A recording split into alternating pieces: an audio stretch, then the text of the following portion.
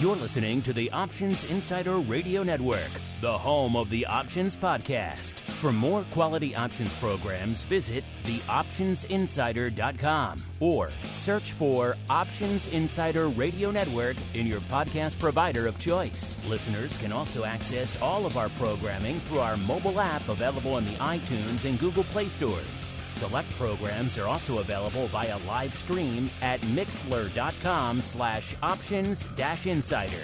That's mixlr.com/options-insider. Don't forget to follow along with your favorite programs and submit your own questions for the hosts at twitter.com/options, stocktwits.com/options, facebook.com/theoptionsinsider, or via questions at theoptionsinsider.com.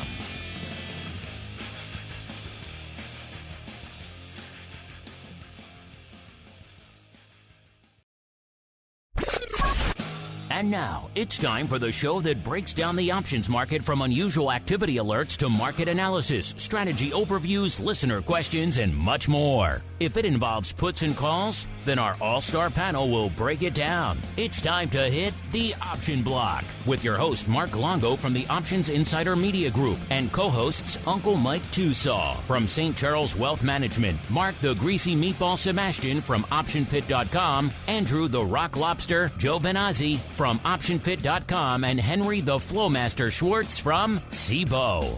The Option Block is brought to you by CBOE. CBOE's suite of S&P 500 index options, SPX and mini S&P 500 XSP options, allows traders to speculate on the direction of the market, generate income, and hedge for downside protection of their portfolio of stocks. No matter what kind of trader you are, there's plenty of useful information to take the guesswork out of creating your portfolio strategy and to help you make more educated moves in the market. Visit www.cboe.com/SPX today to learn more.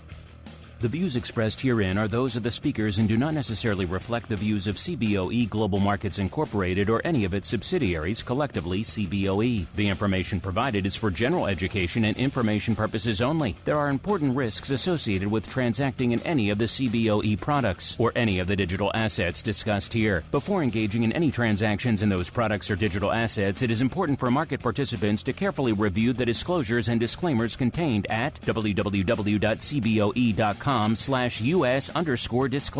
These products and digital assets are complex and are suitable only for sophisticated market participants. These products involve the risk of loss, which can be substantial and, depending on the type of product, can exceed the amount of money deposited in establishing the position. Market participants should put at risk only funds they can afford to lose without affecting their lifestyle.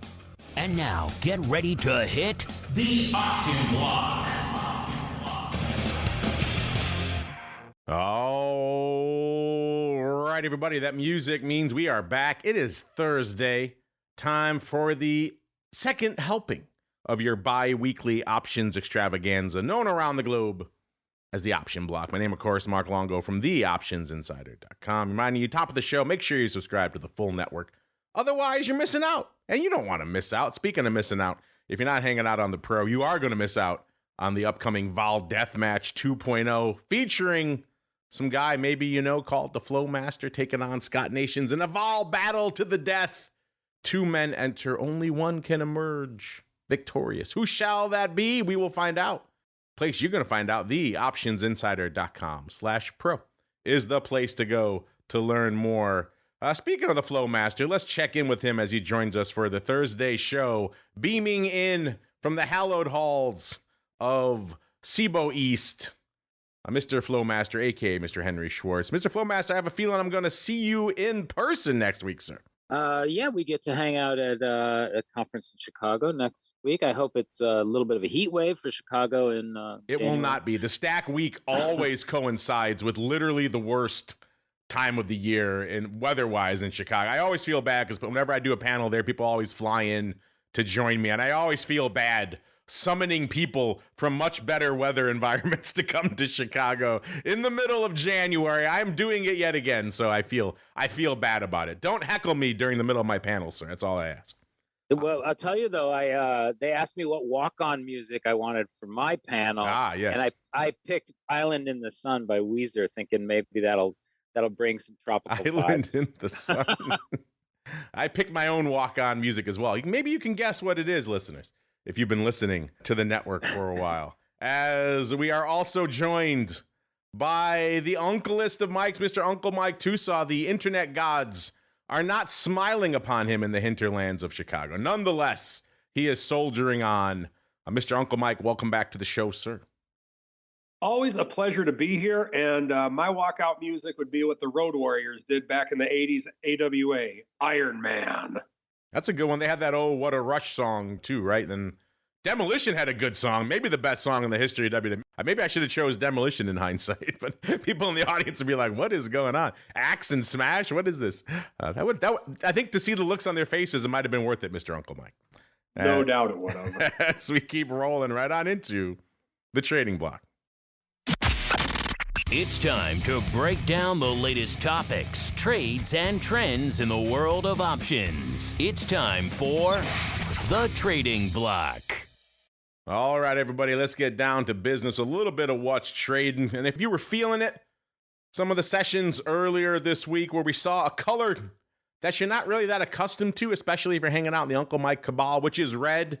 We have seen a wee bit of that this year. Then you'll have a smile on your face today, getting a little bit of green back on the old screen. S&P up 0.2%, Dow up 0.75%, NASDAQ up nearly 1%, about 0.95% or so.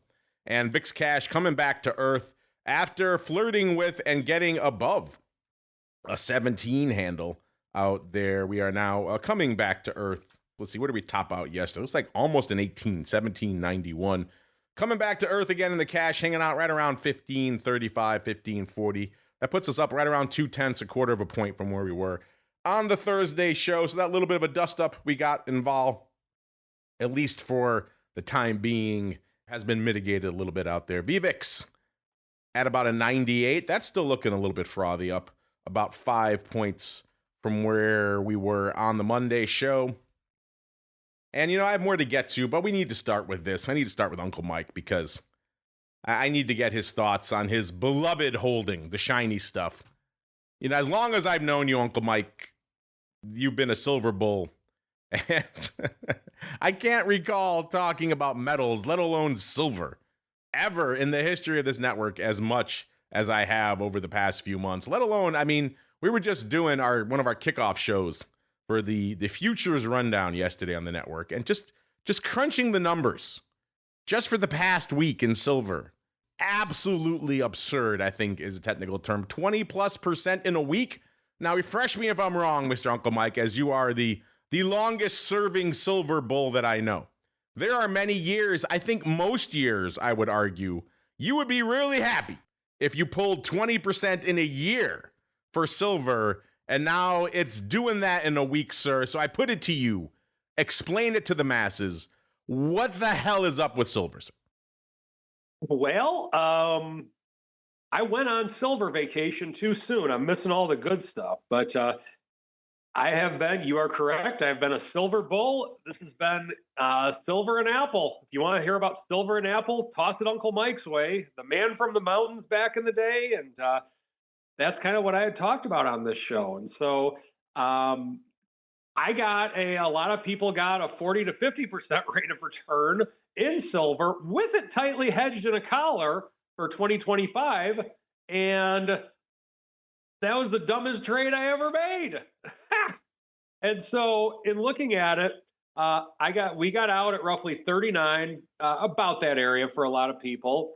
And we were in it. We hit a double if you want to count some people that got in the high teens, early 20s, and some people got.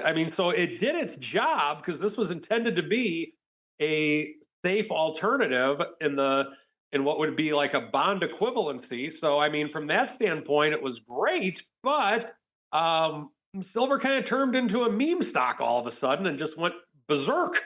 And so, of course, silver now double what it's at when I got out of it just a few months ago. I believe it was about 2 months ago. It's doubled, and this isn't just some penny stock that doubles. This is an actual large commodity silver. And so with silver, it's kind of one of those things to where I think it's just nuts right now. And I'm putting this in the same category as I put meme stocks, to where if you want to trade them and do it, great. But just understand it could drop like a rock. Oh, I think his connection just dropped like a rock. Mr. Uncle Mike, are you there? The Silver Bulls I'm here. I think I muted myself by accident. Okay. I apologize. Go ahead. But yeah, sir. just to sum it up, I don't know where I got cut off, but to sum it up, I'm putting silver in kind of a meme stock type of category, because things that go up at 20% in a week, I think that's for crazy people. And for now, I am staying out of it. Yeah, well, this is not the first time silver has been associated with meme stocks. You'll recall, middle of 2021, once the first wave of the meme stock craze kind of petered out, everyone turned their attention to silver. And they were going to try to make that the next meme stock. Didn't quite work out then. But it seems like they're making up for lost time, Uncle Mike. This is doubt. This is wild stuff out here in silver. Just absolutely crazy stuff. But we could talk silver the rest of the show, and maybe some folks would like it. We might come back to it a little bit later on This Week in Futures Options if you want more silver talk. Listen, our audience talking about, or I should say our pro chat yesterday, Mr. Uncle Mike, talking about vol levels above 100 you could sell in SLV right now. And just things that are nonsensical when you hear them out loud, but that's where we are. When it moves 20% in a week, yeah, you're gonna get some pretty juicy vol levels. So it is. I think silver has now become a meme stock, Uncle Mike. So congratulations. That's all you. I blame you for that. Yeah, it's kind of my fault. I know. You've been talking up silver for a long time. People have finally listened, sir, and see what you have done. Look upon your handiwork and despair, sir. But aside from that, what else? Aside from the madness that is silver, which is kind of really all anyone could talk about right now, which is wild. Aside from that, sir, what else is catching your eye in this market? Well, one more note on silver real quick. Typically, and I don't have the exact volatility numbers and the skew numbers on it, but typically in my years of doing this with silver, a lot of times the calls are significantly more, there's more premium in them than the puts. But I'm just looking at it right now. I'm going 1 year out, exactly 1 year out, January of 27. The 84 calls, which would be 20 cents in the money, are at $17.50. And in order to match that, you'd have to go to the 86 calls, which would be roughly $17.50. And so maybe you could say, okay, some of that is in the money premium, maybe the 87 calls. But what I've done for years with silver is traded the reverse skew on it, meaning I would buy a collar, or I would buy silver, buy a put, and then sell a call option fairly significantly out of the money, to where it's like a very narrow risk, but a pretty decent rate of return. But right now, there's so much juice in the puts, there's so little juice in the calls, whatever way you want to look at it. The furthest that I can go out is roughly 5% for a zero risk trade on silver, meaning your risk about, these are just kind of ballpark numbers, but in order for me to have a zero risk collar, the most upside I can get is 5%. And something like that is definitely not how silver was played back in my day. And by back in my day, meaning just a few months ago. So that is something that I think does need to be noted for the silver people out there, is that the reverse call put skew that is typically there, at least for the 1 year calls and puts, it is definitely not there right now. Yeah, not quite Collar Town right now in silver. You're going to pay for that. You're going to pay for that protection, listeners. Let's go out to Mr. Flowmaster. And maybe you have some thoughts on silver as well. It is kind of top of mind for everyone. But aside from the silver madness, Mr. Flowmaster, what's catching your eye out there in the markets today? It's been an interesting week. I mean, it's been kind of sideways, but we talked last week. There was a lot going on. We had Venezuela. We've got some saber rattling, I guess, regarding Iran. People were a little nervous, but at the same time, the market was holding up, and we've really just chopped around. I mean, we are holding near all-time highs. VIX is at 15. We've seen some interesting stuff to start the year. Did you realize Russell 2000 index is up 8% year to date, which compares to S&P, which is only up 1.7%, and Nasdaq is up about the same as S&P.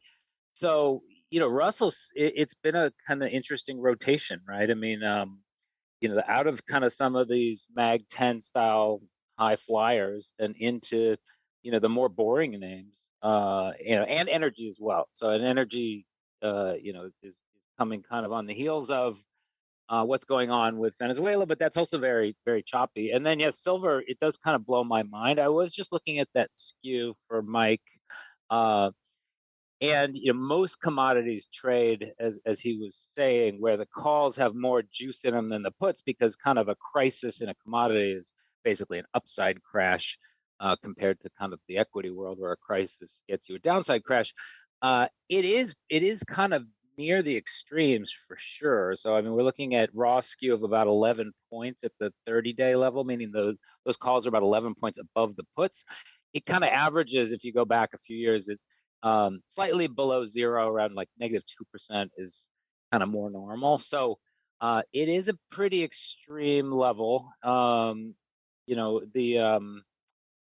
realized vol is around 80 or 75 or so. It implies around 80. So the market is kind of pricing this thing to stay pretty choppy. But I agree that with vols that high and such an extreme skew, that there might be some sort of trade to do. I own some mining stocks, both gold and broader metals, but not SLV itself. But I did just pull up the option chain, and I'm going to look around in there.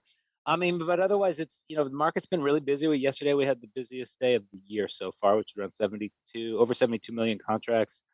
Looks like today I'll also be around 68 or 69. So volume has kind of picked up after what was, really kind of slow for the first week of the year. And there's lots going off out there, so it's kind of a fun time to be in the market. It is indeed a fun time to be. Isn't it always a fun time to be in the market, listeners? Even last year, the quiet period, or the dog days of summer last year, 2 actually banger periods for the market last year. So last year we didn't really have an off button in the markets as exhibited by the volume. Is there an off button today? Well, the answer is no. A little bit of green on the screen seems to be feeding the bulls, feeding the market, feeding the options market indeed as well, because it is a banger out there. 640,000 contracts on the tape already for VIX. So you're closing in on a day's worth of volume already right now, which is kind of wild. I mean, that ADV has come off a bit. It was right around 1 million contracts. It's down to about 719 right now. So again, it's that time of year where we expect ADVs around this level, but already putting up almost that much paper. So VIX lighting it up out there today. If you're wondering what is the hot option out there in VIX land today, I guess if you listen to the show for a while, you could probably guess that is going to be a put, because they usually lead the dance these days. And then B, we are coming back to earth on the vol front as well. So it does seem like a session that is tailor-made for some puts, and you would be correct. It is the Jan 16 put, going up nearly 60,000 times already today for prices around 42 cents. And we ask you folks, if you like those, if you're a buyer of that level or sold to you. By the way, right now, if you want to buy them, they ain't going for 42 cents anymore. They're worth a little more than that right now as vol continues to come to earth. But you know what? We'll stick to that 42 cents. See what you folks like. On number 2, we got about 15 half puts as well as in Jan. So a lot of downside. By the way, those were going for about 18, 19 cents at the time. And number 3 right now, let's go out to another put. Let's go to the Feb 16 put, going up 33,000 times today for 57 cents. I have a feeling those are not going. Those are not going for that price right now either. You out there slinging some VIX? Clearly a lot of people are. We said this on Vol Views last year. Very rare that we got out of the 8-2 calls over puts range in the top 10 in VIX land. Puts really struggled, even on times when we were selling off in vol, really struggled to break into the top 10 last year. We'll see if that is the case again in 2026 or not as we keep on rolling. Is it a banger day out there in SPY? The answer is yeah, looking pretty robust already. 5.8 million contracts on the tape already, listeners. So a pretty hot day in SPY land as well. The ADV is 9.1, so they're already pretty much on the road to that as well. If you're wondering what's the hot option in SPY, it's an impressive 559,000. I mean, these are These are just wild numbers we're talking about. Of course, it's all 0 day all the time. 6.95 calls, 60 cents is the average price for those bad boys out there. And SPY hanging out right around that 6.95 level. So go figure, that's driving some action there. Is the S similarly active? The answer is yes. 2.7 million contracts on the tape in the S against an ADV of about 4.1. So again, they seem like they're on path to hit their ADVs. We've been fooled before. We've had some head fakes come in second half of the session. Everyone just goes to sleep, and we end the day not even hitting the ADV. Doesn't seem like that's the case today, but we shall see. The hot option right now in the SPX. Let's see, what is lighting it up out there in the SPX right now? It's 83,000 of the 6990s. Wow.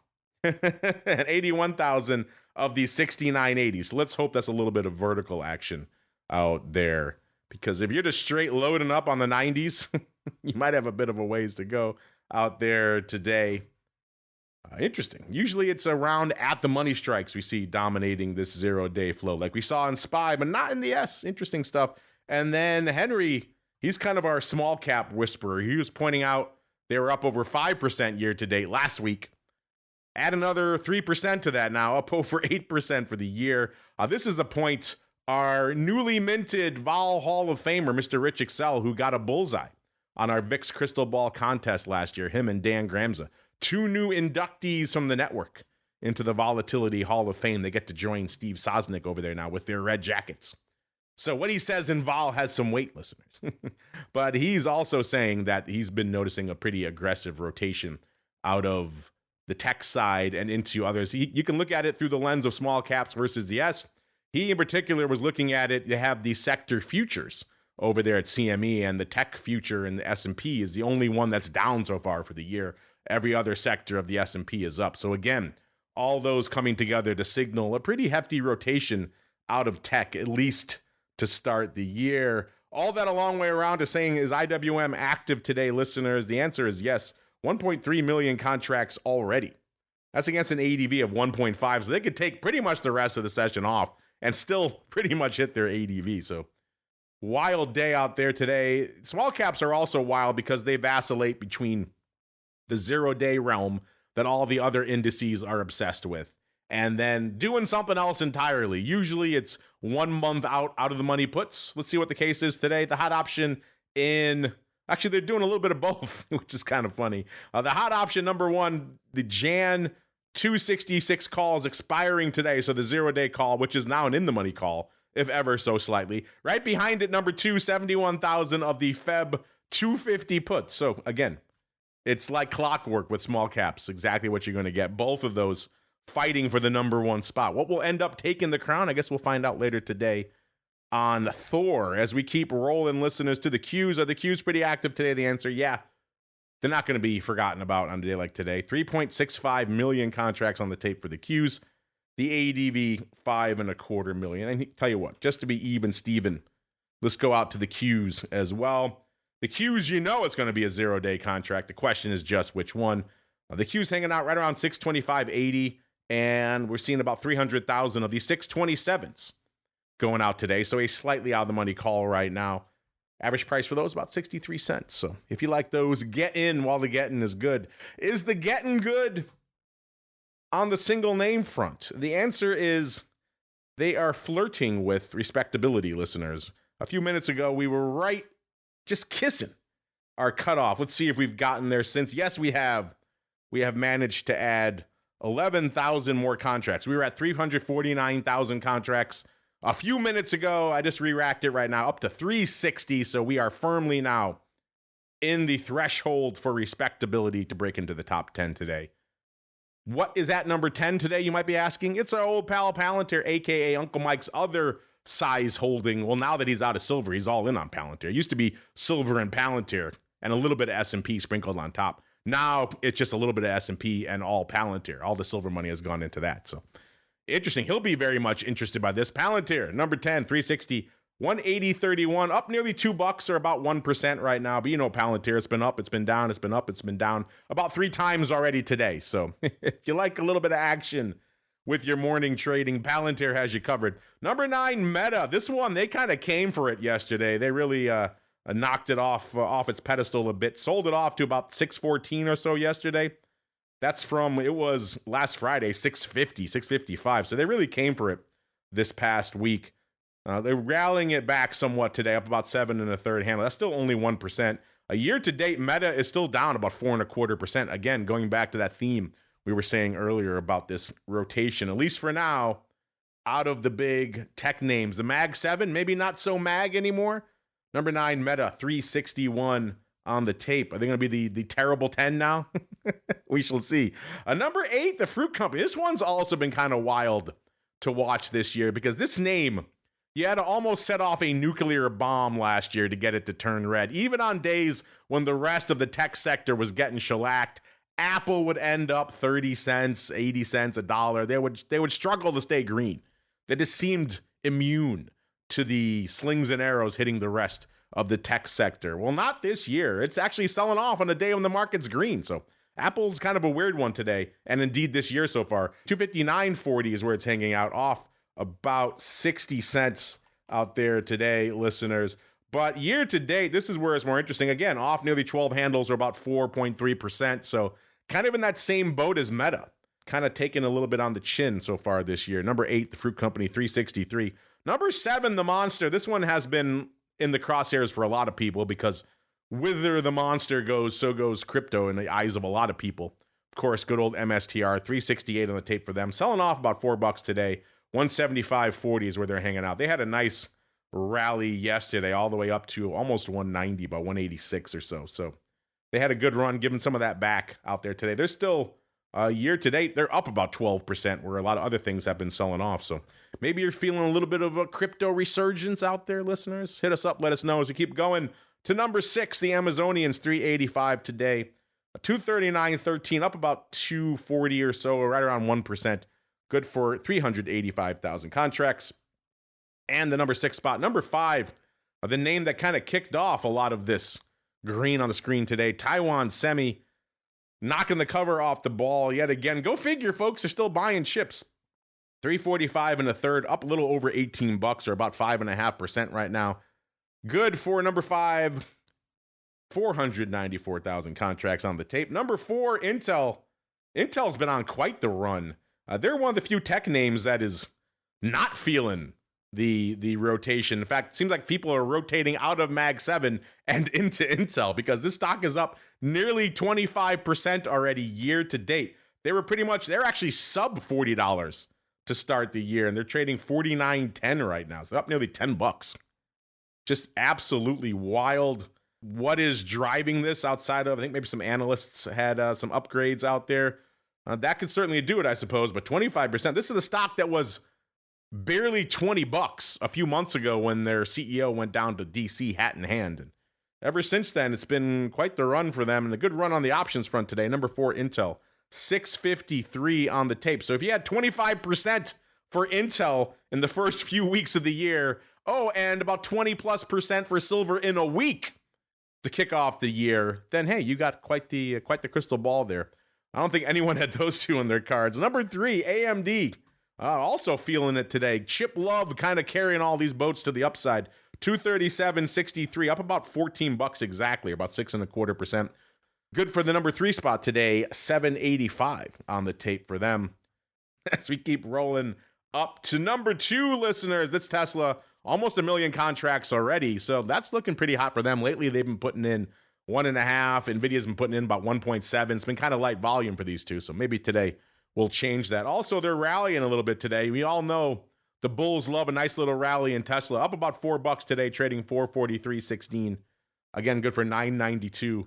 Got to go a little bit to make those 4 halves pay off. People have been trading this week, and obviously we are a long way away from talking about the pars the way we were a few weeks ago, but anything can happen in Tesla over the next few sessions. And then number 1, the big dog, looking a lot bigger today. Nvidia getting a nice shot in the arm.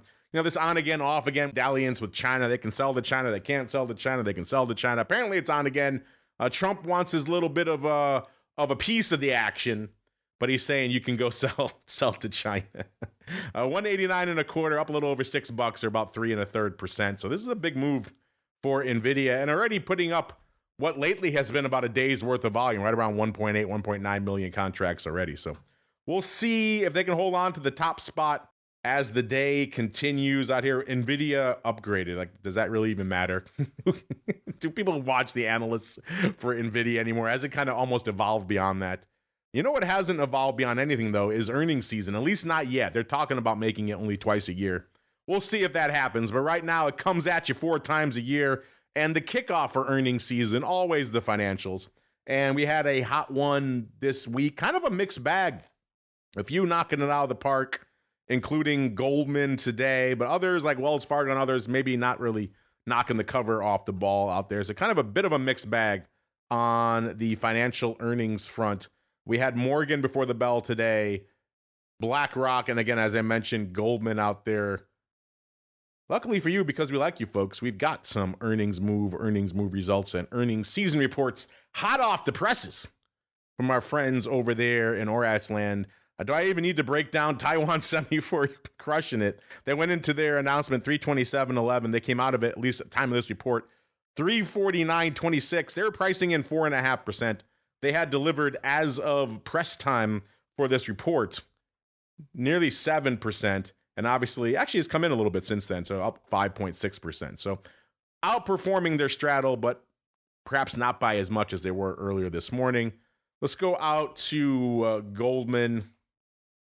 Goldman going into their announcement today, they were at 9. They're going for the Berkshire Hathaway style of no split pricing, 932.67. That's what they were going into their announcement. They were pricing in 3.6%.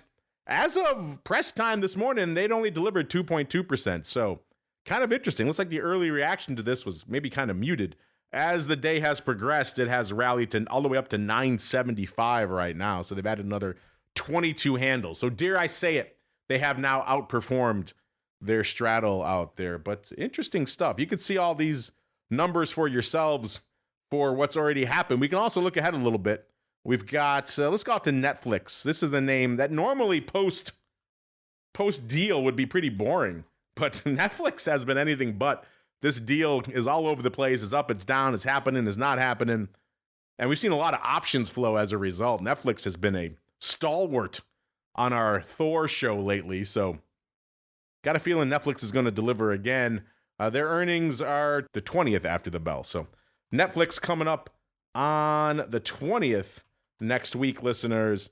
And they were at 88.5 when we ran this report. They were pricing in $7 in the past. They've moved 6.18. So pricing in a little bit extra juice, which normally post deal you wouldn't really see, but you might argue that's actually low right now, given all the weirdness that is going on with that name.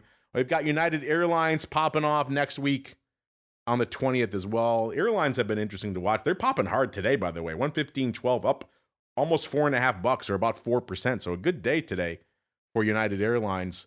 They were at 110.75 when we ran this just this morning. So obviously they've had a nice run.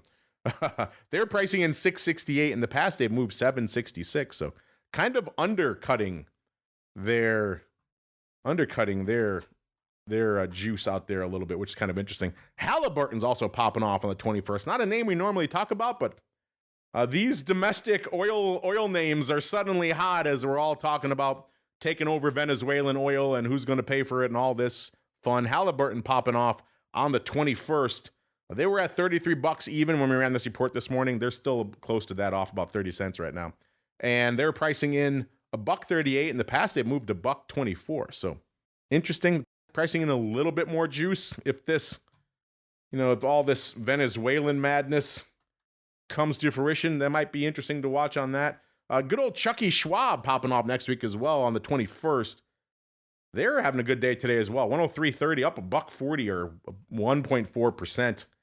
They have almost doubled from they sold off. I think it was around $58 is where they sold off to back in the nadir last year. So they've had a good little run since then. Chucky Schwab, they were pricing in $4.38. In the past, they moved $4.54. So actually a slight discount out there. Let's keep going. Let's go out to the 22nd really quickly as well. Let's go out to a name we were just talking about, a name that a lot of people are clearly fixated on for good reason. It's up. I don't know. Is it up more than silver? Let's look. Let's look really quickly. Let's just pull SLV. No, it's not. SLV is up 27, almost 28%. year to date. But you know what? Intel's giving it the good college try, up about 24.6% out there. So yeah, Intel's on the run. You can see how people are fixated on this earnings. They are 22nd after the bell next week. They were pricing in, like I said, they were at nearly $49 when we ran this report this morning.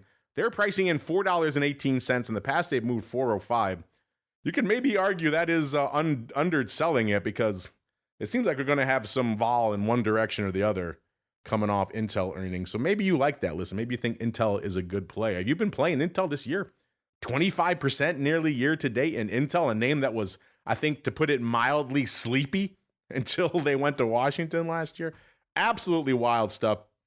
Our earnings season is looking wild, but then again, this is early run. We only had 6 names reporting as of this earnings season report. So read into this with a bit of a grain of salt. 126% right now. Not going to stay there, obviously. Our long-term average hanging out at 111% right now. Can we hit that this season? I guess we'll find out. But now it's time for all of us to find out what the heck the Flowmaster is on about, because it is time for the Odd Block. It's time to break down the most interesting, unusual, and downright questionable options activity that's been identified by theoptionsinsider.com. It's time for the Odd Block.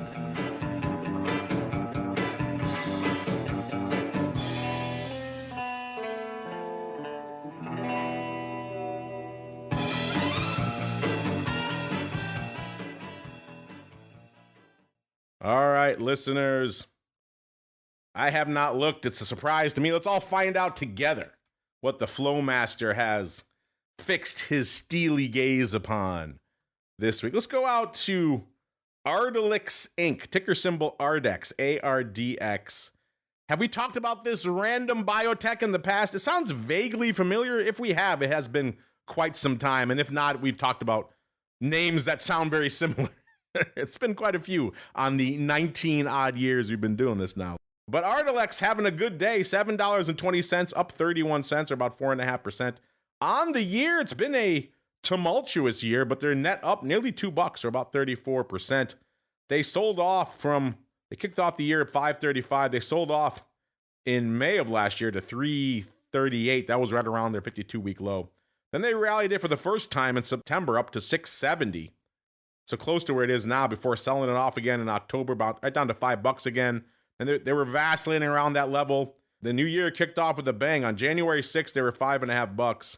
By January 9th, they were $7.74 and kind of drifting back down to $7.20 right now. So obviously something good coming along the pipeline, maybe drug clinical trials, something along those lines. Either way, it looks like a lawsuit got dismissed. So that could probably be it as well. Mr. Flowmaster, sir, what did you spot out here in everyone's new favorite biotech, ARDX? Yeah, this is one I've never heard of and never traded before, but I do believe that option activity in biotechs is pretty good. When I did run a little long short fund for a couple of years back in around 2011, and the biotechs, as scary as they are to get involved with, because they really can move more than 100% to the upside if a drug gets approved, and they can pretty much implode if something unfavorable comes out. But in my experience, there's some pretty smart people trading options on the biotechs, and there's information there. I believe there is. The trade that kind of caught my eye was a buyer of what's a total of 2,000 of the February 8 calls. Basically, they bought about 600 of them at 11:12 in the morning New York time. Stock was $7.16. They paid 35 cents, and then they came back just 7 minutes later and paid up to 45 cents. The stock had only gone up about 4 cents, so they definitely, it was a little bit aggressive. They basically paid a 70 vol, and then they paid 80 vol to really get the position on. Now the stock's the stock did pop a little bit, but it's kind of hanging around 720.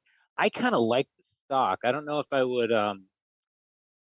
I don't know if I'd trade the options at such a high vol level, but with a $7 stock, and it does. I looked at the term structure of volatility and trade alert by doing term ARDX, and it looks like they might have some results of some sort coming out over the next, not before February, but before March, because the Feb vol's around 67 and March vol's around 120. So I don't know what the actual catalyst is. There's people that pay attention to the PDUFA dates for drug trials, and this one just kind of looks like a pretty clear directional bet. It's not huge, but I might nibble at the stock just to put a small position on also, so I'll kind of a little bit of nibbling. I thought this name sounded familiar, Mr. Flowmaster, and we have talked about it before. Not on this show, though, actually on our Options Oddity show, so our pro members may recognize it. Back from May 2nd of last year, we talked when the stock was $4.20. Wee bit different than where it's trading right now, listeners, at north of $7. And we said somebody wanted the July 5s for 30 cents, lifting the offer. They bought them 3,000 times. There were earnings, but not in the July cycle. They were July 31st. So they missed the earnings. And the stock ended up going out $4.41. These calls were still open. So at least on this trade, they kind of whiffed. They dropped about 90 grand. They got a little bit too big for their britches. If they had obviously gone out a little bit farther in time, they could have done all right on this thing. In September, the stock got up to about $7. So they needed a little bit more duration. So maybe Mr. Flowmaster, maybe your inclination to go the stock route is the right route, I should say, for this one. Let's keep going out here to this next name. This is definitely a newcomer. This is T1 Energy Inc., ticker symbol TE, trading $8.07, up 20 cents today, or about 2.5%. On the year, it's been a banger, up 5 3/4 or 250%. So yeah, I guess just buy calls, Mr. Flowmaster, right? And you're going to look good in this one. Yeah, this is just kind of another one that I'm not familiar with the name, but there's some chunky trades in there. And the biggest being a buyer of almost 8,000 of those Feb 10 calls. They paid 40 cents in a big sweep that actually was made up of a couple of big chunks, a 2,500 lot and a 4,000 lot, but it did trade across a couple different exchanges. That's an opening trade, and as you said, stocks around 8-ish, so they don't have that much time on it. Now it's a solar name, and I actually was talking to a colleague here who's been kind of trying to ride the wind names as the kind of the political winds blow that sector around. So alternative energy obviously is not had a good run. Just because trends towards fossil fuels, but in this case, it does kind of look like even though the stock is relatively high, I show it at the 2-week range is 97 cents to $8. We're pretty much there at the top end. Just a lot of volume. It's got volatility higher by a pretty decent chunk. And again, it's another one. It's an $8 stock, kind of like ARDX is a $7 stock. Just might be worth a small stock position if you're a little bit scared off by the volatility in the options. And this one is also over 100%. There you go, some spicy names to light up your options watch list, listeners. Let's see if we could clean it out with some clean energy for our final name here today. This is Clearway Energy Inc., Class C, ticker symbol CWEN, CWEN, trading $35.50, up about $2.50 or 7.3%. So a good day for them. On the year, it's been a pretty good year, up 10 1/3 or nearly 41% on the year. And most of that has been straight up with a few notable dips. On April 2nd, they went from about $30 to about $26. That was about it.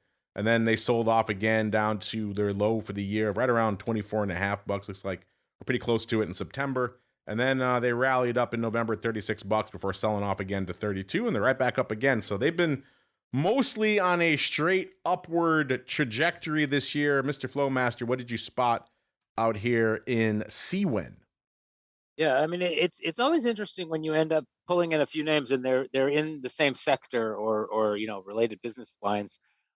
This is, as you said, it's a clean energy name. This one actually traded while we were on the air. The trade that caught my eye was the March 40 calls, a buyer of 1,000 of those for 40 cents. Stock was 35.38, and this was about 25 minutes ago. So stock's a little bit higher.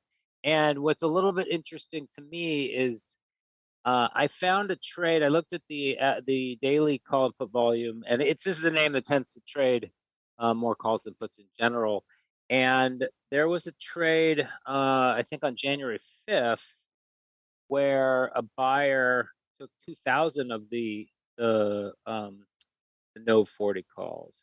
So I'm not sure if there's something going on. Stock's up. Stock hasn't really done too much in the last 2 weeks. I mean, it's up a couple dollars today, but it's more or less kind of waffling around $32. But looks to me like somebody, again, kind of positioning for upside and possibly adding to that November position. Now that November position is looking pretty good since stock was 32.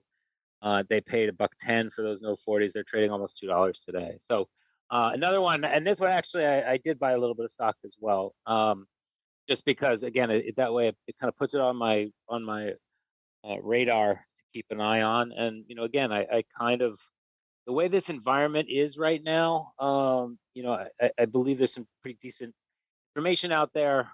People kind of putting on their positions, and happy to join them.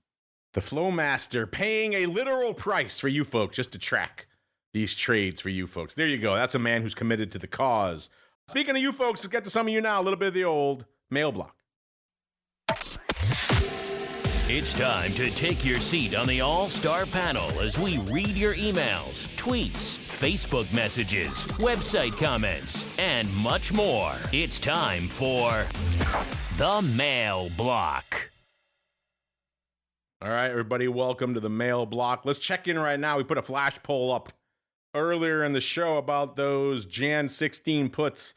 Kind of a trick question. You definitely want to buy them for 42 cents right now because they're trading for at least a dime more than that. So, and our audience, they're a savvy bunch. 2/3 of you want to buy them. A third of you saying sold to you. I get it. Maybe you're thinking they're not going to close there, obviously, by next week. So we shall see. 16 strike, a little bit different than the 15 strike. You definitely got a better chance there.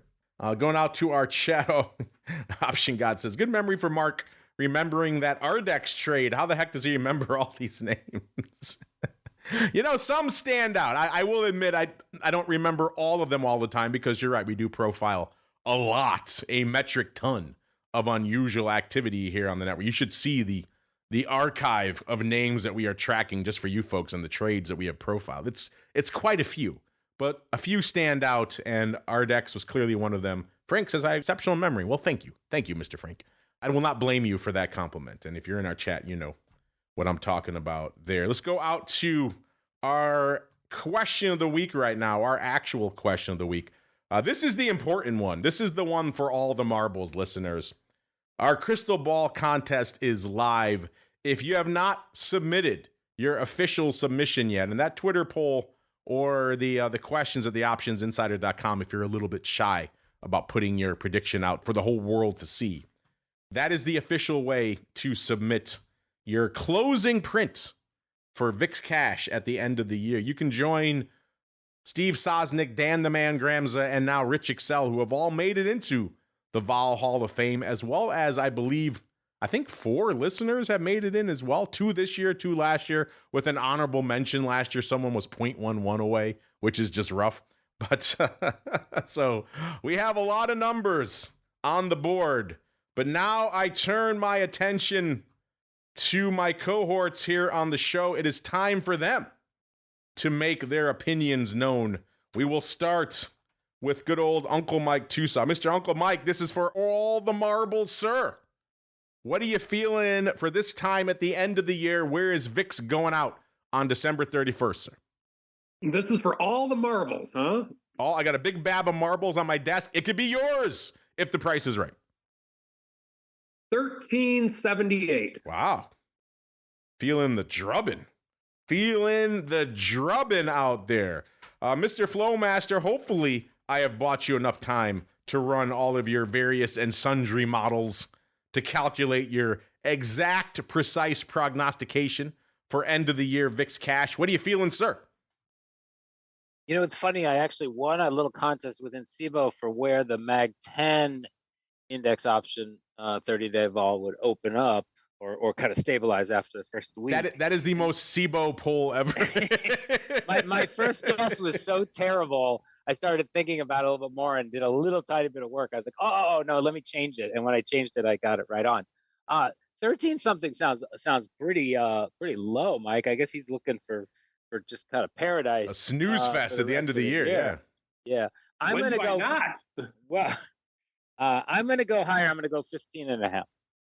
1550, a flat 1550 for the Flowmaster. I'll give you a couple others out here on the network yesterday. Rich Excel was on the show yesterday. 1968 is where he's going out.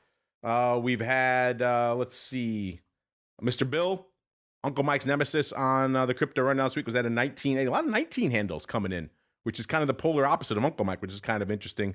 Mr. Carly Trading, 1709. I'll just give you a few out there. I don't want to give you too many to color you out there. Again, it is that time. Get your, if you haven't voted yet, if you haven't replied to our official pin thread with your actual crystal ball prognostication, you are not entered to win.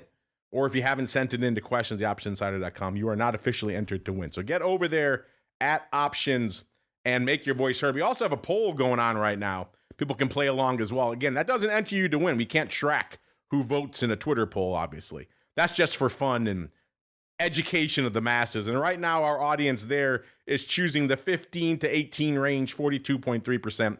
30.8% are going over 21. So nearly 31% of the audience is saying, we're going to have a spicy end to 2026, which is interesting. A 19.2% going the other way, the Uncle Mike way, under 15.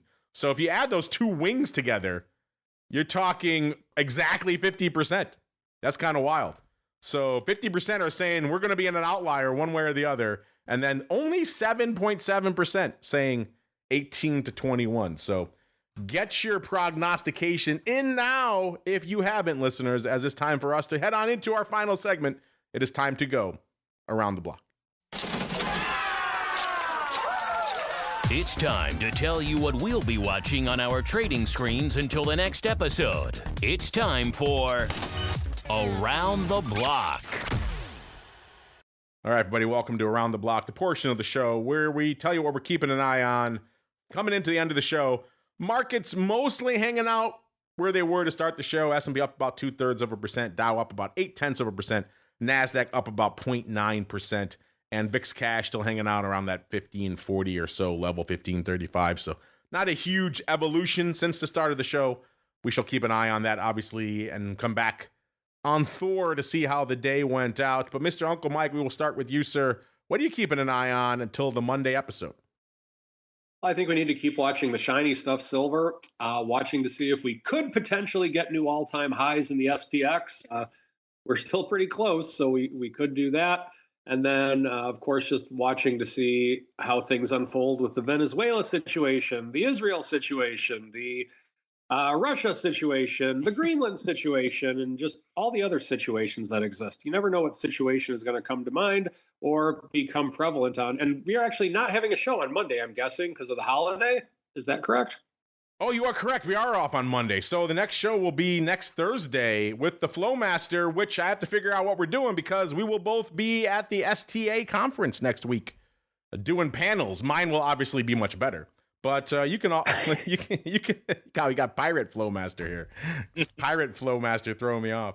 But we'll have to figure out, maybe we'll do a little bit of live to tape from the conference next week, which maybe mean you might be out of luck next week, Mr. Uncle Mike. We'll see, unless you want to come down to the bright lights of the big city.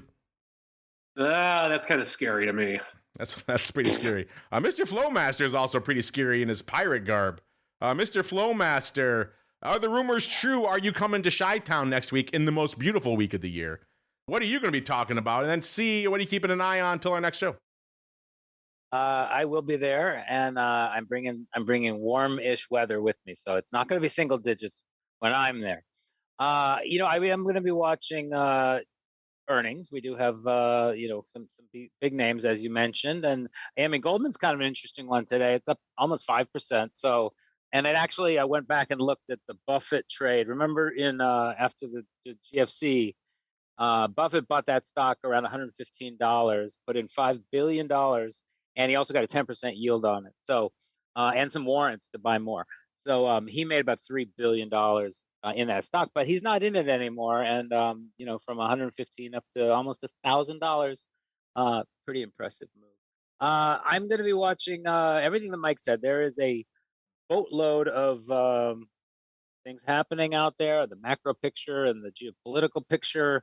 Market really is near all-time highs. It's funny, the drumbeat about stretched valuations seems to have gotten quieter. But we still see a lot of very high multiple stocks. So I think that I'm still trading actively, but kind of trying to pick my spots a little bit and being pretty diligent about not leaving any kind of uncovered risk out there, because we're always just 1 or 2 tweets away from a move that could be multiple percent. There you go, listeners. Keep your powder dry, maybe. Pick your poison out here. Pick your spots. It is definitely a wild start to the new year. And unfortunately, that music means we have come to the end of yet another sojourn through the wild world of options. As Uncle Mike pointed out, no show on Monday. So we will be back next Thursday in some format, depending on connectivity there and everything else. We may not have the live stream going next week from the show, but maybe at the very least get a chance to do one live with the Flowmaster. That could always be fun. In person is always a good time. Maybe we'll drag on some special guests. Maybe I'll have some of my panelists join us. Maybe I'll drag Tony Saliba on or something else. It'll be fun. We'll see what we do on the show next week. We'll kind of be flying by the seat of our pants. And before we get there, Mr. Flowmaster, if folks want to check out all the stuff you have cooking, maybe they want to compete with you on, what was it, the 30-day vol of the Mag 10 options game. Where should they go? What should they do? Just head on over to cbo.com/RMA. That's our risk and market analytics. And I really would say I've been trading the Mag 10. We have daily options now. So I traded some 0 days yesterday. I've been watching it today. The market quality is pretty decent. I've been looking at nickel and dime wide quotes. And then we also actually have 0DT in our Bitcoin index options, MBTX and CBTX. And then actually we see a little bit of a bounce there. I mean, Bitcoin was down to like 85 grand and hung out for a while. But it's kind of popped back up. I think it rallied about 5 or 6% in a couple of days. So that's it, SIBO.com. And then my State of the Industry for 2025 is about to come out. I'll send you an early copy, Mark. And you can go to SIBO.com and sign up for that as well. Just Google SIBO Henry Schwartz State of the Industry and find the link. There you go. Google that, or we'll try to tweet it out, share it when it comes out as well. And I will see the Flowmaster in person next week, which is always fun. I offered him a premium Chicago steak, and he declined, listeners. So he's doing well in SIBO land when he could turn down a premium Gibson steak. Well, more steak for us. Mr. Uncle Mike, sir, you probably be eating steak out there in the hinterlands. Where should folks go if they want more Uncle Mike goodness in their lives, provided you can get the internet sorted out? No doubt. Go to my YouTube channel. Just type in St. Charles Wealth Management. Putting out content there. More coming in the near future. And then go to stcharleswealth.com if you are looking for a financial advisor who is not afraid to talk about options. He ain't afraid of no options. stcharleswealth.com, the place to go to kick the tires and light the fires. We got to get on out of here. Back again in about 30 minutes exactly to talk all things futures options. Our good buddy, Mr. Rich Excel, doing double duty on the network this week, so it should be fun. We'll be talking all things futures. I got a feeling some equity options going to make it on the show there, as well as probably some silver. It is nigh on inescapable there. Who knows what else is going to make it on the list? That's why you got to tune in to TWIFO every week. Then, of course, we're back after the closing bell with our good buddy Thor Odinson, a.k.a. the Hot Options Report, the latest edition, the hottest edition to the network out there, listeners. And then we're back again, not on Monday, but next Thursday, another episode of The Option Block. Stay safe out there, everybody. The Option Block is brought to you by SIBO. SIBO's suite of S&P 500 index options, SPX and mini S&P 500 XSP options, allows traders to speculate on the direction of the market, generate income, and hedge for downside protection of their portfolio of stocks. No matter what kind of trader you are, there's plenty of useful information to take the guesswork out of creating your portfolio strategy and to help you make more educated moves in the market. Visit www.cboe.com/SPX today to learn more. The views expressed herein are those of the speakers and do not necessarily reflect the views of CBOE Global Markets Incorporated or any of its subsidiaries, collectively CBOE. The information provided is for general education and information purposes only. There are important risks associated with transacting in any of the CBOE products or any of the digital assets discussed here. Before engaging in any transactions in those products or digital assets, it is important for market participants to carefully review the disclosures and disclaimers contained at www.cboe.com/US_disclaimers. These products and digital assets are complex and are suitable only for sophisticated market participants. These products involve the risk of loss, which can be substantial and, depending on the type of product, can exceed the amount of money deposited in establishing the position. Market participants should put at risk only funds they can afford to lose without affecting their lifestyle. You're listening to the Options Insider Radio Network, the home of the Options Podcast. For more quality options programs, visit theoptionsinsider.com or search for Options Insider Radio Network in your podcast provider of choice. Listeners can also access all of our programming through our mobile app available in the iTunes and Google Play stores. Select programs are also available via live stream at mixlr.com/options-insider. That's mixlr.com/options-insider. Don't forget to follow along with your favorite programs and submit your own questions for the hosts at twitter.com/options, stocktwits.com/options, facebook.com/theoptionsinsider, or via questions at theoptionsinsider.com.